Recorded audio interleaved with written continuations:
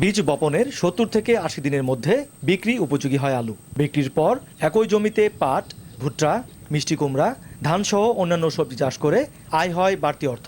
তাই কৃষকদের কাছে দিন দিন জনপ্রিয় হয়ে উঠছে আলু চাষ।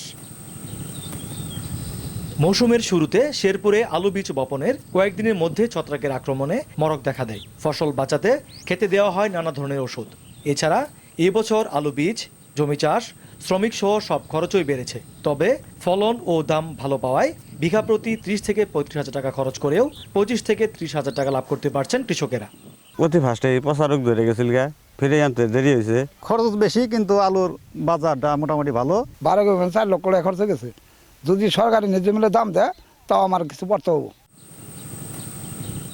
বাংলাদেশ কৃষি উন্নয়ন কর্পোরেশন তথ্য বলছে, শেরপুরে এই বছর ৫,২৬৫ হেক্টর বেশি জমিতে ডায়মন্ড, এডিসন, সানশাইন, ইস্টারিক্স জাতের আলু বেশি চাষ হয়েছে, যেখান থেকে উৎপাদন হবে অন্তত ৯৩,৭৯৮ টন আলু, যার আনুমানিক বাজার মূল্য অন্তত ২৮০ কোটি ৪০ লাখ টাকা।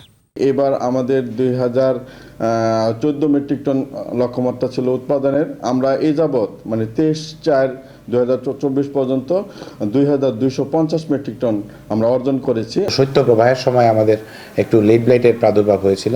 তো আমাদের বিভাগের যারা মাঠকর্মী আছেন তাদের সময়োচিত পদক্ষেপের কারণে সেটি ব্যাপক আকারে ছড়ায়নি।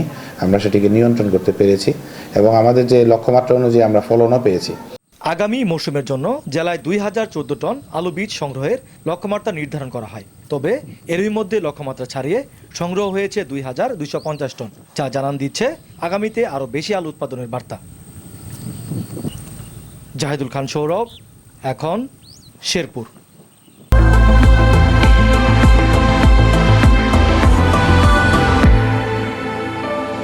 Harlan, be a show stealer.